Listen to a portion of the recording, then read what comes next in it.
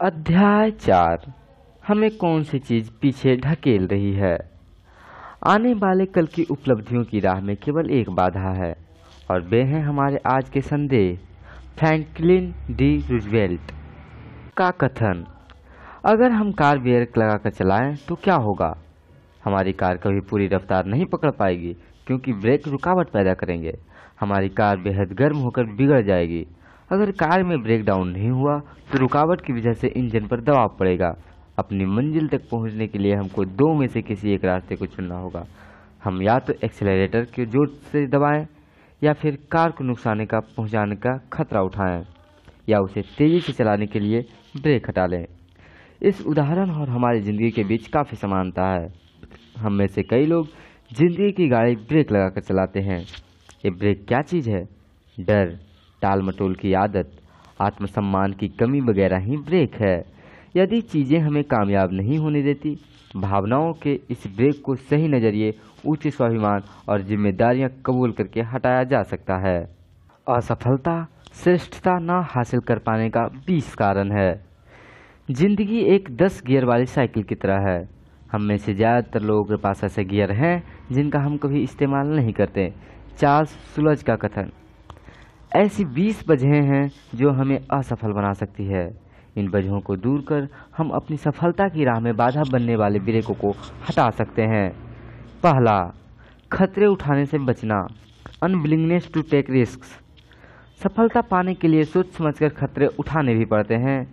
खतरे उठाने का मतलब बेवकूफ़ी भरा जुआ खेलना और गैर जिम्मेदारी बरतना नहीं होता। कई बार लोग गैर जिम्मेदारी पूर्ण और ऊटपटांग कामों को भी करने में खतरे उठाना मान सकते हैं। इस वजह से जब उन्हें बुरे नतीजे मिलते हैं तो वे अपनी किस्मत को दोष देते हैं। खतरे का मतलब अलग अलग इंसान के लिए अलग अलग हो सकता है और यह ट्रेनिंग का नतीजा भी होता है। पहाड़ पर चढ़ना किसी प्रशिक्षित व्यक्ति और किसी नए सीखने वाले दोनों के लिए खतरनाक हो सकता है, लेकिन प्रशिक्षित व्यक्ति के लिए इसे गैर जिम्मेदारी भरा खतरा नहीं माना जा सकता। जिम्मेदार ढंग से खतरे उठाने के लिए ज्ञान, प्रशिक्षण, ध्यानपूर्वक अध्ययन, आत्मविश्वास और काबिलियत की ज़रूरत होती है। खतरा सामने होने पर ये चीज़ें हमको उसका सामना करने की हिम्मत देती है। खतरा न उठाने वाला व्यक्ति कोई गलती भी नहीं करता, लेकिन कोशिश न करना कोशिश करके असफल होने से भी बड़ी गलती है। कई लोगों में फैसला न ले पाने की आदत बन जाती है और यह छुआछूत बीमारी की तरह फैलती है। ऐसे लोग फैसला न लेने पाने के कारण कई अवसरों से हाथ धो बैठते हैं। खतरे उठाइए पर जुआ मत खेलिए। खतरे उठाने वाले अपनी आंखें खुली करके आगे बढ़ते हैं, जबकि जुआ खेलने वाले अंधेरे में तीर चलाते हैं। एक बार किसी ने एक किसान से पूछा, क्या तुमने इस मौसम में गेहूं की फसल बोई है? किसान ने जवाब दिया, नहीं, मुझे बारिश न होने का अंदेशा था। उस आदमी ने पूछा, क्या तुमने मक्के की फसल बोई है? किसान ने जवाब दिया, नहीं, मुझे डर था कि कीड़े मकोड़े खा लेंगे। तब उस आदमी ने पूछा, आखिरकार तुमने बोया क्या है? किसान ने जवाब दिया, कुछ नहीं, मैंने कोई खतरा नहीं उठाना चाहता था। खतरे। हंसने में बेवकूफ़ समझे जाने का डर, रोने में जज्बाती समझे जाने का डर है, लोगों से मिलने में नाते जुड़ जाने का डर है, अपनी भावनाएं प्रकट करने में मन की सच्ची बात खुल जाने का डर है, अपने विचार अपने सपने लोगों से कहने में उसे चुरा लिए जाने का डर है, किसी को प्रेम करने पर बदले में प्रेम न पाने का डर है, जिंदगी में मरने का डर है, आशा में निराशा का डर है, कोशिश करने में असफलता का डर है। लेकिन खतरे जरूर उठाए जाने चाहिए, क्योंकि ज़िंदगी में खतरे न उठाना ही सबसे खतरा है। जो शख्स खतरे नहीं उठाता वह न तो कुछ करता है, न कुछ पाता है और न ही कुछ बनता है। वे जिंदगी में दुख दर्द से तो बच सकते हैं, लेकिन वे सीखने, महसूस करने, बदलाव लाने और बढ़ने या प्रेम करने और जीवन जीने की सीख नहीं पाते। अपने नज़रिए की जंजीरों में बांधकर गुलाम बन जाते हैं और अपनी आज़ादी खो देते हैं। सिर्फ खतरे उठाने वाला इंसान ही सही मायनों में आज़ाद है। 2. लगातार कोशिश की कमी, लैक ऑफ परसिस्टेंस। जब मुश्किलों पर काबू पाना नामुमकिन लगता है तो भागना सबसे आसान तरीका नज़र आता है। यह बात हर शादी और नौकरी, रिश्ते पर भी लागू होती है। जीतने वाले चोट भले ही खाए, लेकिन मैदान नहीं छोड़ते। हम सबको ज़िंदगी में ठोकरें लगती है, लेकिन इसका मतलब यह नहीं है कि हम असफल हैं। दृढ़ता और अड़ियलपने में क्या फ़र्क है? अंतर यह है कि दृढ़ता मजबूत इच्छा शक्ति की निशानी है, जबकि अड़ियलपन घोर अनिच्छा का प्रतीक है। ज़्यादातर लोग जानकारी या प्रतिभा की कमी की वजह से नहीं, बल्कि कोशिश बंद कर देने की वजह से असफल होते हैं। सफलता का पूरा राज इन्हीं दो खूबियों में छिपा हुआ है। दृढ़ता और प्रतिरोध। जिन कामों को करना चाहिए उनके बारे में दृढ़ता दिखाएं, और जिन्हें नहीं करना चाहिए उनका प्रतिरोध करें। कोई आदमी इसलिए हीरो नहीं होता कि वह किसी और से ज़्यादा बहादुर है, बल्कि इसीलिए होता है क्योंकि वह अपनी बहादुरी दूसरों की तुलना में 10 मिनट ज़्यादा दिखाता है। रॉल्फ वाल्डो इमर्सन का कथन। 3. इच्छा फौरन पूरी करने की चाह, इंस्टेंट ग्रेटिफिकेशन। कई लोग रातों रात लाखों करोड़ों कमाना चाहते हैं। इस वजह से आजकल लॉटरी का धंधा काफ़ी फल फूल रहा है। हम इच्छाएं झटपट पूरी करने के दौर में जी रहे हैं। आजकल हमको जगाने के लिए, सुलाने तक के लिए, यानी हर काम के लिए एक गोली मौजूद है। लोग एक गोली खाकर अपनी दिक्कतों से छुटकारा पाना चाहते हैं। इसी तरह करोड़पति बनने के लिए लोग अपनी ईमानदारी का गला घोंटकर शॉर्टकट अपनाने से नहीं हिचकते। इच्छा फौरन पूरी करने की चाह रखने वाले उसके नतीजों के बारे में नहीं सोचते। आज की पीढ़ी अच्छी खुराक उसे मानती है जिसके खाने के वजन 5 पाउंड घट जाए। ऐसे लोग हैं और जो ज़्यादा जन्मदिन मनाने के बजाय और ज़्यादा तोहफे चाहते हैं। अगर आप कल के बारे में सोचने के बजाय केवल आज के बारे में सोचते हैं तो यह दूरंदेशी नहीं है। सीमित सोच के सहारे आप कोई सार्थक लक्ष्य कायम नहीं कर सकते। 4. प्राथमिकताएं तय न करना, लैक ऑफ प्रायोरिटीज। लोग प्राथमिकताओं की अदला बदली करते हैं, जबकि ऐसा नहीं करना चाहिए। उदाहरण के तौर पर रिश्ते निभाने के लिए वे समय और स्नेह का मुआवजा पैसों और तोहफों से चुकाना चाहते हैं।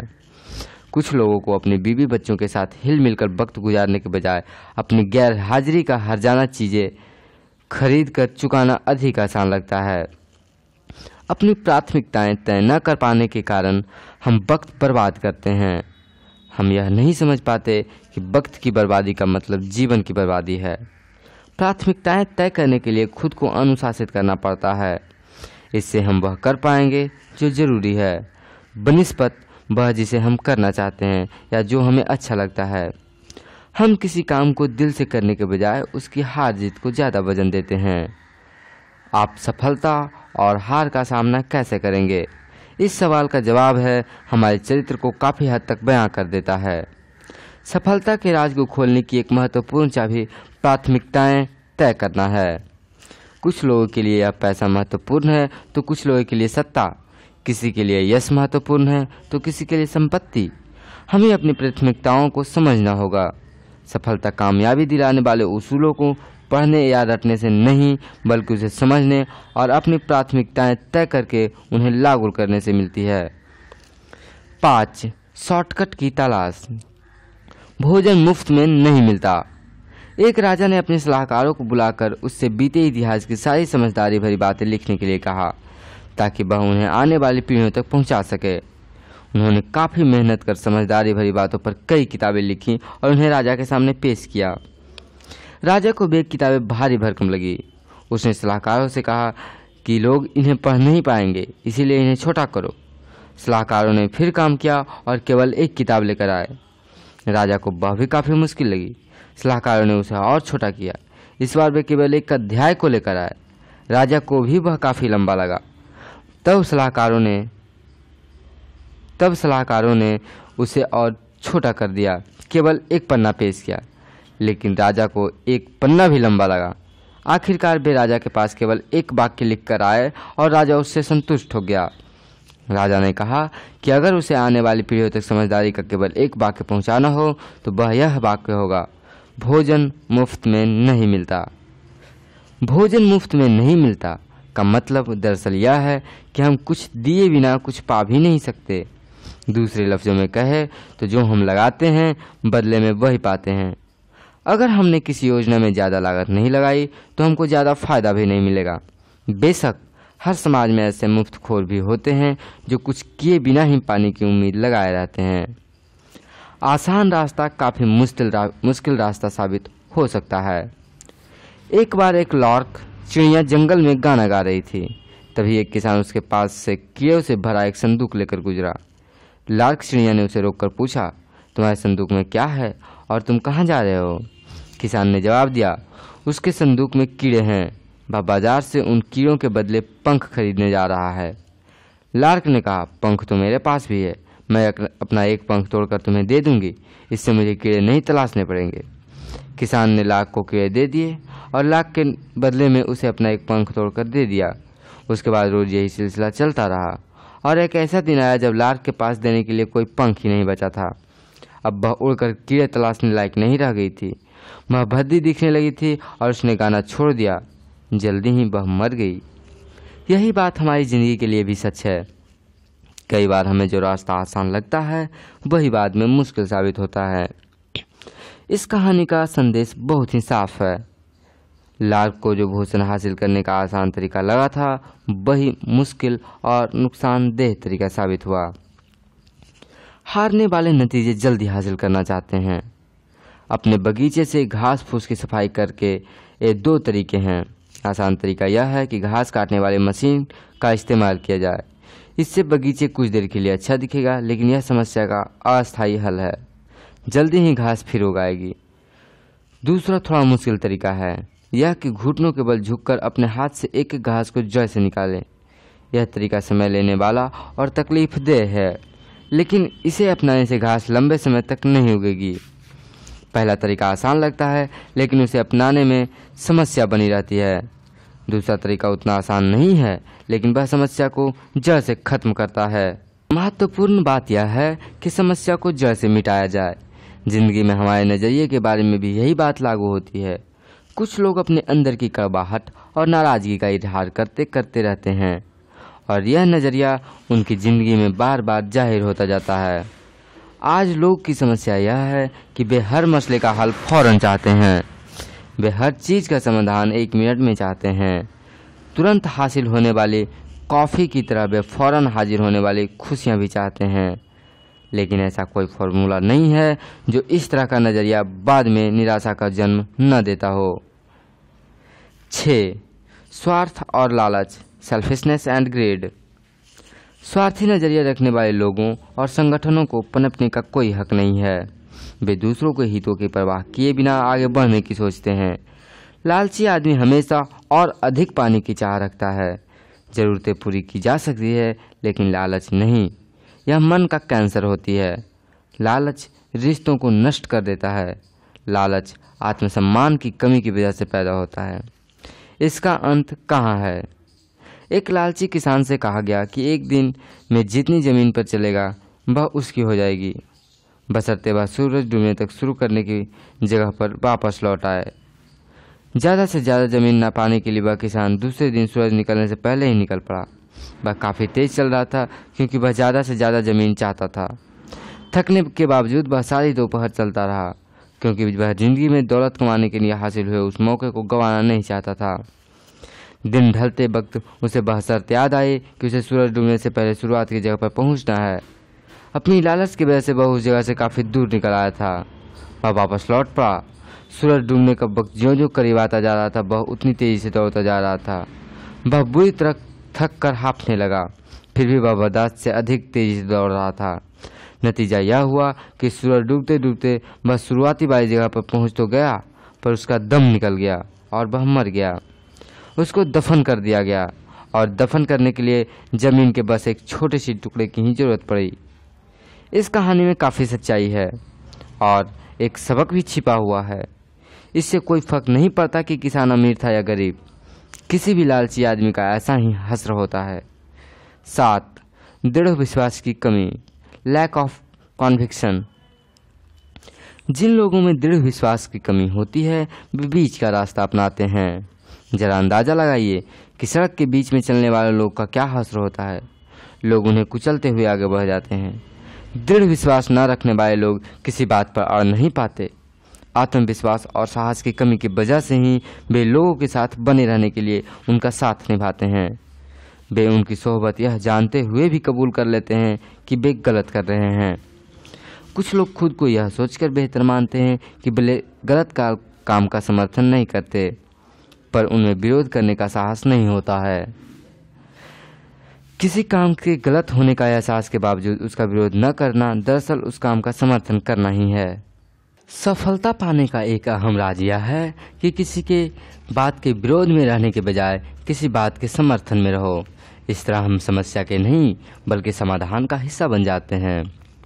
याद रखिए, किसी बात पर टिके रहने के लिए दृढ़ विश्वास की जरूरत होती है। दृढ़ विश्वास आस्था से उपजता है।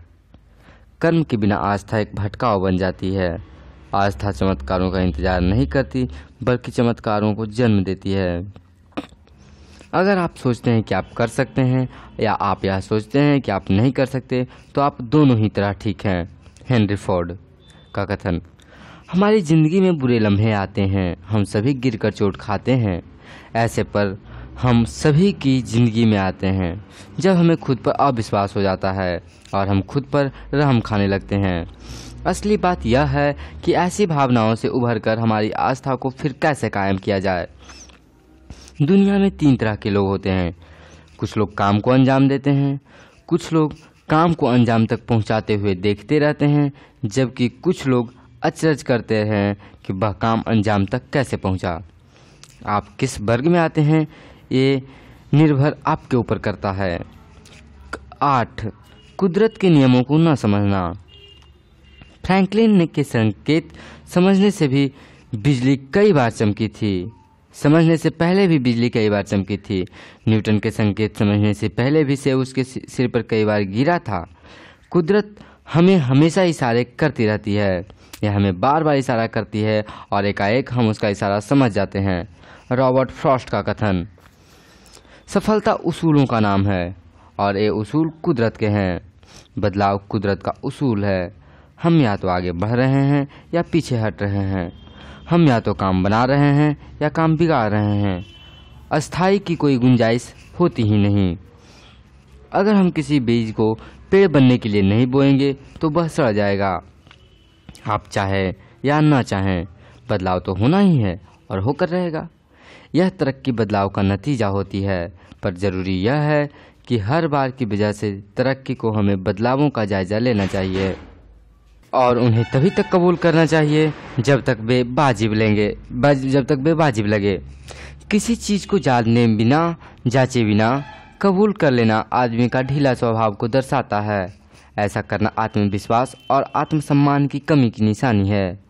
परंपरा के बारे में काफ़ी कुछ कहा जा सकता है। केवल तरक्की के लिए तरक्की करना एक तरह की कैंसरग्रस्त सोच है। यह चारों ओर फैल रही नकारात्मकता है। यह तरक्की नहीं, बर्बादी है। सही मायने में तरक्की के लिए उसका सकारात्मक होना जरूरी है। सफलता किस्मत से नहीं, कुछ नियमों का पालन करने से मिलती है। वजह और नतीजे का सिद्धांत। सफल होने के लिए हमें वजह और नतीजे के सिद्धांत और काम एवं नतीजे के रिश्तों को समझना होगा। हर नतीजे की कोई वजह होती है। वजह और नतीजे का सिद्धांत बोने और काटने के सिद्धांत जैसा ही है। बोने और काटने का सिद्धांत यह है। 1. हमें कुछ बोने की इच्छा होनी चाहिए। इच्छा शुरुआती बिंदु है। 2. हम जैसा बोएंगे वैसा ही काटेंगे। अगर हम आलू बोएंगे तो आलू ही काटेंगे और टमाटर नहीं। 3. काटने से पहले हमको बोना पड़ेगा। पाने से पहले दीजिए। ईंधन डालने से पहले हम भट्टी से गर्मी देने की उम्मीद नहीं कर सकते। कुछ लोग हमेशा देने से पहले पाने की उम्मीद लगा बैठते हैं। 4. जब हम कोई बीज बोते हैं तो उससे कई गुना अधिक फसल काटते हैं। अगर हम सकारात्मक बीज बोएंगे तो हमारी सकारात्मक फसल की कई गुना बढ़कर मिलेगी और अगर हम नकारात्मक बीज बोएंगे तो नकारात्मकता की फसल कई गुना बढ़कर मिलेगी। लोगों की प्रकृति के नियम के विपरीत जाते देखा ना कोई आसान या असाधारण बात नहीं है। 5. किसान जानता है कि वह जिस दिन बीज बोता है उसी दिन फसल नहीं काट सकता। फसल तैयार होने में हमेशा कुछ वक्त लगता है। 6. हम कम बोएंगे तो कम काटेंगे, हम ज़्यादा बोएंगे तो ज़्यादा काटेंगे। यह भौतिक विज्ञान के नियम जैसा है। हर क्रिया की बराबर शक्ति की प्रतिक्रिया होती है। कोई अक्सर नतीजे बदलने की कोशिश करता है, जबकि वह वजह बरकरार रहती है। हम अपने दिमाग को सकारात्मक विचारों की खुराक लगातार देते रहें, वरना नकारात्मकता खाली जगह अपने आप काज बीज हो जाएगी। जो बात जेम्स एलन ने अपनी किताब एज ए मैन थिंक ने कही है, वही बात कई पुरानी कहानियों में भी कही जा चुकी है। इंसान का दिमाग बगीचों की तरह होता है। अगर हम अच्छे बीज बोएंगे तो बगीचा और भी अच्छा होगा।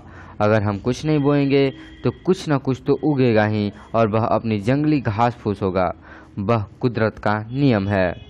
हमारी ज़िंदगी का सच भी यही है। मैं तो एक कदम और आगे बढ़कर कहना चाहूँगा कि जंगली घास फूस अच्छी बीज बोने के बावजूद उगेंगे। इसीलिए निराई का काम हमेशा जारी रहना चाहिए। हम किसी गिलास में पानी डालकर तापमान 0 डिग्री से नीचे ला दें तो पानी जमकर बर्फ़ बन जाएगा। इसमें कोई अचरज की बात नहीं है, यह कुदरत का नियम है। हकीकत यह है कि ऐसा होना ज़रूरी है। हमारी विचार ही नतीजों को जन्म देने वाली वजह है। हमारे विचार वजह है। आप जैसे विचार का बीज बोते हैं वैसा ही कर्म फलता है। कर्म का बीज बोने पर आदत वैसी ही फलती है। आदत का बीज बोने पर चरित्र वैसा ही फलता है। चरित्र का बीज बोने पर किस्मत वैसी ही फलती है। इन सब की शुरुआत एक विचार से होती है। आकर्षण का नियम, लॉ ऑफ अट्रैक्शन। हम उन चीज़ों की ओर आकर्षित नहीं होते जिन्हें हम चाहते हैं, बल्कि उन चीज़ों के प्रति आकर्षित होते हैं जो हमारे जैसे ही होती है। यह पुरानी कहावत बिल्कुल सच है कि चोर चोर मौसेरे भाई होते हैं। नकारात्मक सोच वाले लोग खतरनाक होते हैं। वे नकारात्मक सोच वाले दूसरे लोगों को अपनी ओर आकर्षित करते हैं। नकारात्मक ढंग से प्रतिक्रिया जाहिर करते हैं, बुरे से बुरे नतीजों की उम्मीद करते हैं और कभी मायूस नहीं होते हैं। क्या आपने गौर किया है कि सामाजिक समारोहों में सफल लोग दूसरे सफल लोगों को अपनी ओर आकर्षित कर लेते हैं, दूसरी ओर असफल लोगों को आकर्षित करते हैं और एक दूसरे से सिर जोड़कर शिकवा शिकायतें करते हैं, कलपते हैं और बिलखते हैं। 9. योजना बनाने और तैयारी करने की अनिच्छा, unwillingness to plan and prepare. जीतने की इच्छा सभी में होती है, मगर जीतने के लिए तैयार करने की इच्छा बहुत कम लोगों में होती है। बिस लोम्बार्डी का कथन। ज़्यादातर लोग अपनी ज़िंदगी के बारे में योजना बनाने के बजाय पार्टी और छुट्टियों के बारे में योजना बनाने में वक्त बिताते हैं। तैयारी, आत्मविश्वास तैयारी से ही पैदा होती है। तैयारी का मतलब है योजनाबद्ध ढंग से अभ्यास करना। जीतने वाले खुद पर दबाव बनाए रखते हैं। यह तैयारी दबाव, जीत की चिंता किए बिना की जाने वाली तैयारी का होता है। अगर हमारी तैयारी खराब है तो हमारा खेल भी खराब होगा, क्योंकि हम वैसा ही खेलते हैं जैसी हमारी तैयारी होती है। सफलता और असफलता के बीच उतना ही अंतर होता है जितना कि सही और लगभग सही के बीच होता है। जिस्म और दिमाग को पूरी तरह से तैयार करने के लिए कुर्बानी और आत्म अनुशासन की ज़रूरत होती है। सामान्य बना रहना काफ़ी आसान है, लेकिन सबसे बेहतर बनना काफ़ी मुश्किल है। इसलिए कोई ताज्जुब की बात नहीं है कि सामान्य लोग आसान रास्ता अपनाते हैं। किसी क्षेत्र में सफलता दिलाने वाली बढ़त तैयारी से ही मिलती है। तैयारी बराबर मकसद जोड़ उसूल जोड़ योजना जोड़ अभ्यास जोड़ दृढ़ता जोड़ धैर्य जोड़ आत्म गौरव। तैयारी से आत्मविश्वास उपजता है। तैयारी का मतलब यह नहीं होता कि हम असफलता को सह लें या उसे स्वीकार न करें। इसका मतलब होता है खुद को निराश, मायूस या हारा हुआ महसूस किए बिना हार का सामना करने का हौसला रखना। तैयारी का मतलब होता है अपनी गलतियों से सीखना। गलती करना कोई बुरी बात नहीं है, हम सभी गलती करते हैं, लेकिन गलती को दोहराने वाला आदमी मूर्ख होता है। गलती करके उसे न सुधारने वाला आदमी और बड़ी गलती करता है। किसी गलती को संभालने का सबसे अच्छा तरीका यह है कि 1. उसे जल्दी से जल्दी स्वीकार कर लिया जाए। 2. उसमें उलझा ना जाए। 3. उससे सबक लिया जाए। 4. उसे दोहराया न जाए। 5. दूसरों को दोष न दिया जाए और बहाने न बनाया जाए। तैयारी न होने से ही दबाव महसूस होता है। तैयारी अभ्यास और कड़ी मेहनत का कोई विकल्प नहीं होता। केवल मन की इच्छाओं और अभिलाषाओं से कोई नतीजा नहीं निकलता। हमको मुकाबले में बढ़त तैयारी ही दिला सकती है। अगर हमने तैयारी नहीं की तो खुद को लाचार महसूस करेंगे। जैसे पानी अपना रास्ता खुद तलाश लेता है, वैसे ही सफलता उन लोगों तक पहुंचने की रास्ता तलाश लेती है जिन्होंने तैयारी की होती है। कमज़ोर कोशिशों से कमज़ोर नतीजे मिलते हैं। हम में दृढ़ता इन चीज़ों से आती है। पहला, उद्देश्य। दूसरा, तैयारी। तीसरा, धैर्य। चौथा, सिद्धांत। पाँचवा, सकारात्मक नज़रिया। छठा, योजना। सातवां, गर्व। आठवां, अभ्यास। नौवां, कीमत अदायगी। अपने आप से पूछिए, 1. क्या हमारे पास एक साफ उद्देश्य है? 2. क्या हमारे पास मकसद पाने के लिए कोई योजना है? 3. क्या हम तैयारी के लिए हर कोशिश कर रहे हैं? 4. हम क्या कीमत चुकाना चाहते हैं और किस हद तक आगे बढ़ना चाहते हैं? 5. क्या हम सफलता हासिल होने से पहले के दबावों को झेलने का धैर्य है? 6. क्या हम बेहतर होने के लिए लगातार अभ्यास करने को तैयार हैं? 7. क्या हम किसी मजबूत उसूल की बुनियाद पर खड़े हैं? 8. क्या हम अपने कार्य प्रदर्शन पर गर्व अनुभव करते हैं? 9. क्या हमारे पास मैं यह काम कर सकता हूँ वाला नज़रिया है? 10. बहाने बनाना, रेशनलाइजेशन। जीतने वाले बारीकी से जांच परख तो करते हैं पर बहाने नहीं बनाते। बहाने बनाना हारने वालों की आदत होती है। हारने वालों के पास अपनी नाकामयाबी की वजह बताने वाले बहानों की पूरी किताब ही होती है। उनके बहाने कुछ इस किस्म के होते हैं: मैं बदनसीब था, मेरे सितारे खराब हैं, मेरी उम्र काफ़ी कम है, मेरी उम्र काफ़ी ज़्यादा है, मैं लाचार हूँ, मुझ में चतुराई नहीं है, मैं शिक्षित नहीं हूँ, मैं सुंदर नहीं हूँ, मेरे अधिक संपर्क नहीं है, मेरे पास ज़्यादा पैसा नहीं है, मेरे पास ज़्यादा वक्त नहीं है, मेरी माली हालत ख़राब है, काश मुझे मौका मिला होता, काश मुझ पर परिवार की जिम्मेदारी नहीं होती, काश मैंने सोच समझकर शादी की होती। ऐसे बहाने की लिस्ट बढ़ती ही जाती है। किसी आदमी का सफल होना इन दो बातों पर निर्भर करता है: वजह और नतीजे। वजह पर कोई ध्यान नहीं देता पर नतीजे मायने रखते हैं। हिंदुस्तान में बंदर कैसे पकड़े जाते हैं? बंदर पकड़ने वाले एक बक्से को इस्तेमाल करते हैं जिसमें ऊपर की ओर एक छेद होता है। बंदर उसमें अपना हाथ बड़ी आसानी से बक्से में डाल सकता है। बक्से में मूंगफलियां भरी होती है। बंदर मूंगफली लेने के लिए बक्से में हाथ डालता है। मूंगफली लेते समय उसकी मुट्ठी बंध जाती है। उसके बाद बंदर अपना हाथ बक्से से बाहर निकालना चाहता है, लेकिन जिस छेद के रास्ते वह खुला हुआ हाथ डालता है वह इतना बड़ा नहीं होता कि उसमें से मुट्ठी बाहर निकल सके। बंदर के पास यह विकल्प होता है कि वह या तो मूंगफली को छोड़कर हमेशा के लिए आज़ाद हो जाए या उन्हें पाने के चक्कर में पकड़ लिया जाए। आपने अंदाज़ा लगा लिया होगा कि वह मूंगफलियां हाथ में थामे रहता है और पकड़ा जाता है। हम लोग उन बंदरों से अलग नहीं हैं। हम खुद की ज़िंदगी में आगे बढ़ने से रोकने वाली बाधाओं से चिपके रहते हैं। हम खुद को यह कहकर सही ठहराने की कोशिश करते रहते हैं कि मैं यह काम नहीं कर सकता क्योंकि, और इस क्योंकि के बाद जो शब्द आते हैं वे उन बाधाओं को ही बयान करते हैं जो हमें ज़िंदगी में आगे बढ़ने से रोकती रहती है। सफल लोग बहाने नहीं बनाते। अगर हम असफल होना चाहते हैं तो हमारे लिए सबसे अच्छी सलाह यह है कि ना तो सोचिए, ना कुछ पूछिए और ना ही कुछ सुनिए। 11. पिछली गलतियों से सीख ना लेना, not learning from past mistakes. एक इंसान संकोच करता है हीन भावना की वजह से और दूसरा गलतियां करने के लिए संकोच नहीं करता हीन भावना की ही वजह से। हेनरी सिलिंक का कथन। इतिहास से सबक ना लेने वाले लोग नष्ट हो जाते हैं। अगर हमारा नज़रिया सही हो तो हम अपनी गलतियों से सीखते हैं। असफलता सफ़र का अंत नहीं है, महज भटकाव होती है। यह देर की वजह से बन सकती है, हार की ही नहीं। सच बात तो यह है कि अपनी गलतियों से हमें तजर्बा हासिल होता है। कुछ लोग सीखते हुए जीते हैं और कुछ लोग केवल जीते हैं।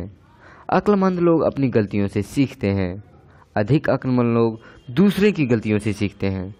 हमारी ज़िंदगी इतनी लंबी नहीं होती कि हम केवल अपनी गलतियों से सीखते रहें। 12. अवसर को न पहचान पाना, इनएबिलिटी टू रिकॉग्नाइज अपॉर्चुनिटीज। अवसर बाधाओं का रूप धर धर कर भी आ सकते हैं। इसीलिए बहुत सारे लोग उन्हें पहचान नहीं पाते। याद रखिए, बाधा जितनी बड़ी होगी अवसर भी उतने ही बड़े होंगे। 13. डर, फियर। डर वास्तविक हो सकता है और काल्पनिक भी। डरा हुआ इंसान अटपटे काम करता है। डर की बुनियादी वजह नासमझी होती है। डर कर जीना भावनाओं की कैद में जीने के समान है। डर असुरक्षा की भावना, आत्मविश्वास की कमी और बहानेबाजी की आदत को जन्म देता है। यह हमारी क्षमता और योग्यता को नष्ट कर देता है। डरा हुआ इंसान स्पष्ट ढंग से सोच नहीं पाता। डर रिश्तों और सेहत को नष्ट कर देता है। डर की कुछ आम वजहें ये है। 1. असफलता का डर। 2. कुछ अनजानी चीज का डर। 3. तैयारी न होने का डर। 4. गलत फैसला लेने का डर। 5. अस्वीकार किए जाने का डर। कुछ तरह के डरों को बयान किया जा सकता है, जबकि कई प्रकार के डर केवल महसूस किए जा सकते हैं। डर इंसान को बेचैन कर देता है, जिसकी वजह से इंसान बेतुकी बातें सोचने लगता है। नतीजे के तौर पर समस्याएं हल करने की उसकी क्षमता पर बुरा असर पड़ता है। आमतौर पर लोग डर से दूर भागते हैं। भागने से हमें राहत मिलती है और कुछ देर के लिए डर का आसार कम हो जाता है, लेकिन डर की वजह बरकरार रहती है। कई बार बेबुनियादी डर हमारी समस्याओं को बढ़ा देता है। काबू से बाहर हो जाने पर डर हमारी खुशियों और रिश्तों को नष्ट कर देता है। डर को एक ऐसा झूठ मानिए जो हमें सच लगता है। False evidence appearing real. Fear. असफलता से भी अधिक बुरा सफलता का डर होता है।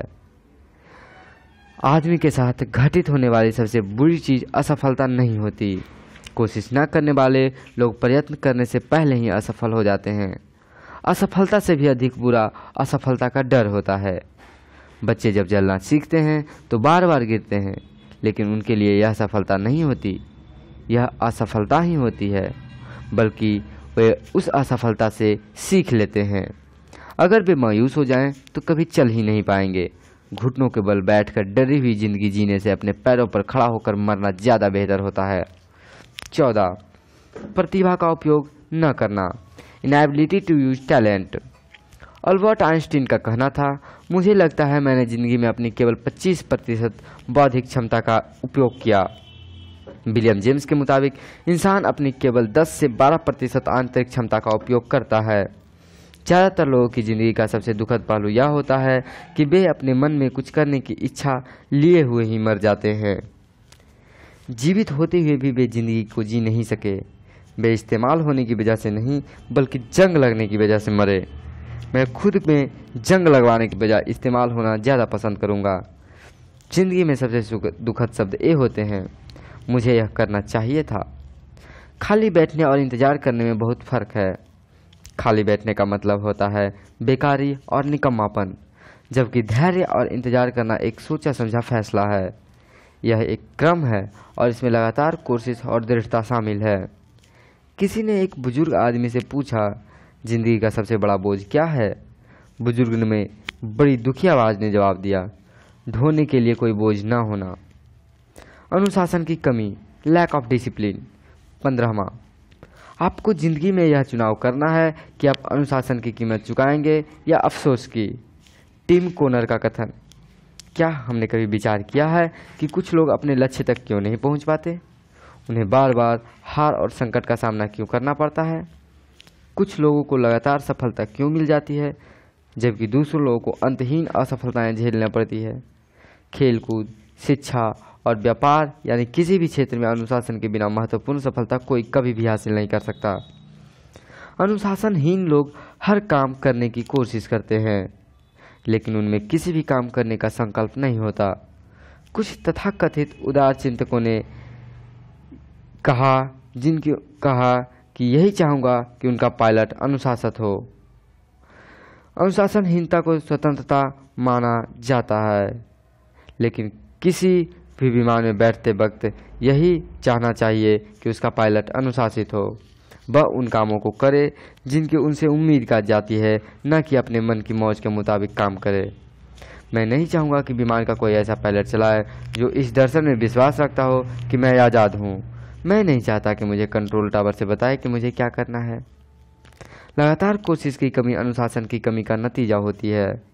अनुशासित रहने के लिए आत्मनियंत्रण एवं त्याग की आवश्यकता होती है तथा भटकाव और लालच से बचना पड़ता है। इसका मतलब यह होता है कि हम लक्ष्य पर ध्यान लगाएं। भाप इंजन को तब तक नहीं खींच सकती जब तक उसे एक दायरे में सीमित न कर दिया जाए। नियाग्रा फॉल से बिजली तब तक नहीं बनाई जा सकती जब तक कि उसे बांध न बनाया जाए। खरगोश और कछुए की कहानी हम सभी जानते हैं। खरगोश में अपनी रफ्तार के बारे में डिंग हाँकी और कछुओं के दौड़ से मुकाबला करने की चुनौती दी। कछुए ने चुनौती कबूल कर ली। उसने एक लोमड़ी को जज बनाया। दौड़ शुरू हुई तो कछुआ अपनी धीमी चाल से चलता रहा, लेकिन खरगोश ने रफ्तार दिखाई। जल्दी ही खरगोश ने कछुओं को काफ़ी पीछे छोड़ दिया। उसे जीतने का पूरा भरोसा था, इसीलिए उसने सोचा क्यों न एक झपकी ले ली जाए। नींद खुलने पर उसे दौड़ की याद आई और फिर उसने दौड़ना शुरू किया, लेकिन उसी दौरान कछुआ लक्ष्य तक पहुंचकर दौड़ जीत चुका था। अनियमित कड़ी मेहनत से कई बेहतर है नियमित रूप से की गई थोड़ी थोड़ी कोशिश जो अनुशासन से आती है। अनुशासन और पछतावा दोनों ही दुखदायक है। ज़्यादातर लोगों को इस दोनों में से ही किसी एक को चुनना होता है। ज़रा सोचिए, इन दोनों में से कौन ज़्यादा तकलीफदेह है। जिन बच्चों को बिना अनुशासन के काफ़ी आज़ादी देकर पाला जाता है, वे आमतौर पर बड़े होकर ना तो अपनी इज्जत करते हैं, ना ही अपनी माँ बाप का और समाज की परवाह भी नहीं करते। वे जिम्मेदारियां कबूल नहीं करना चाहते हैं। 16. आत्मसम्मान की कमी, पुअर सेल्फ स्टीम। अगर कोई इंसान खुद की इज्जत नहीं करता और अपनी अहमियत महसूस नहीं करता तो उसे स्वाभाविक रूप से आत्मसम्मान की कमी होती है। ऐसा इंसान न तो अपनी इज्जत करता है न ही दूसरों की। उसकी शख्सियत की ड्राइविंग सीट पर अहंकार बैठ जाती है। वह फैसले कोई फायदे का काम करने के लिए नहीं बल्कि अहंकार को संतुष्ट करने के लिए लेता है। जिन लोगों में आत्मसम्मान की कमी होती है वे लगातार अपनी पहचान की तलाश करते रहते हैं।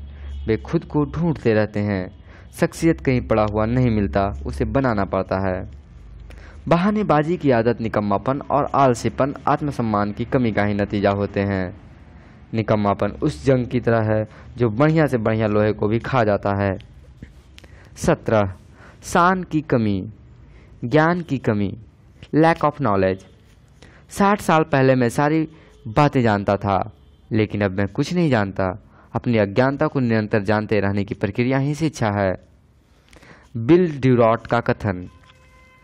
अपनी अज्ञानता के दायरों को जानना ही ज्ञान प्राप्ति की दिशा में पहला कदम है। इंसान जितना ज़्यादा ज्ञान प्राप्त करता है उसे अपनी अज्ञानता के क्षेत्रों का अनुभव भी उतना ही ज़्यादा होता है। अगर कोई इंसान यह समझता है कि उसे सब कुछ मालूम है तो उसे सीखने की सबसे ज़्यादा ज़रूरत है। अज्ञानी लोग नहीं जानते कि वे अज्ञानी हैं। उन्हें अपने अज्ञान का एहसास ही नहीं होता। दरअसल अज्ञान से बड़ी समस्या ज्ञानी होने का भ्रम है। इसकी वजह यह है कि अगर हम कोई चीज़ नहीं जानने के बावजूद उसे जानने का भ्रम पाल लेते हैं तो गलत फैसले लेने लगते हैं। 18. भाग्यवादी नज़रिया, फैटलिस्टिक एटीट्यूड। भाग्यवादी नज़रिए वाले लोग उनके हालात की वजह से जन्म लेने वाली जिम्मेदारियों को कबूल करने से कतराते हैं। वे सफलता और असफलता दोनों को भाग्य की देन मानते हैं। वे सब कुछ भाग्य पर छोड़ देते हैं। वे अपनी कुंडली या सितारों द्वारा पहले से ही लिखी गई तकदीर को मंजूर कर लेते हैं। वे मान लेते हैं कि लाख कोशिश करने के बावजूद होगा वही जो किस्मत में लिखा है। इसीलिए वे कोई कोशिश ही नहीं करते और आत्मसंतुष्टि उनकी ज़िंदगी से जीने का तरीका बन जाती है। वे खुद कुछ कर गुजरने के बजाय कुछ घटित होने का इंतजार करते रहते हैं। किसी भी असफल आदमी से पूछिए तो वह यही कहेगा कि कामयाबी तो किस्मत से मिलती है। कमज़ोर दिमाग वाले लोग तकदीर बताने वाले, कुंडली देखने वाले और खुद को अवतारी पुरुष घोषित करने वालों के चक्कर में आसानी से आ जाते हैं, जबकि कई बार ऐसे लोग केवल पाखंड कर रहे होते हैं। भाग्यवादी लोग अंधविश्वासों के चंगुल में फंस जाते हैं। कुछ लोग खरगोश के पाँव को सौभाग्य हिलाने वाला मानते हैं। वे यह नहीं समझ पाते कि वह पाँव खुद खरगोश के लिए भाग्य साबित नहीं हुआ। अगर हम असफल होना चाहते हैं तो भाग्य में विश्वास कीजिए, और अगर सफल होना चाहते हैं तो वजह और नतीजों के सिद्धांत में विश्वास कीजिए। इस तरह हम अपनी किस्मत खुद बनाएंगे। और सैमुअल गोल्डविन ने सच ही कहा है, मैं जितनी कड़ी मेहनत करता हूँ भाग्य के उतने ही करीब पहुँच जाता हूँ। कुछ लोग खुद को बदनसीब मानते हैं। Some people think are just unlucky. इस तरह की सोच भाग्यवादी नजरिए को जन्म देती है। कोई काम आधे मन से करने वाले लोग अक्सर ऐसी ही बात करते हैं। 1. मैं कोशिश करूंगा। 2. देखता हूं यह तरीका काम करता है या नहीं। 3. मैं एक बार कोशिश करके देखूंगा। 4. मेरे पास खोने के लिए कुछ नहीं है। 5. मैंने वैसे भी ज़्यादा कोशिश नहीं की है। अगर हम इस ढंग से सोचते हैं तो हमारा असफल होना निश्चित है, क्योंकि आप दृढ़ता और समर्पण की कमी है। सोचने का यह ढंग साहस, प्रतिबद्धता और आत्मविश्वास की कमी दर्शाता है।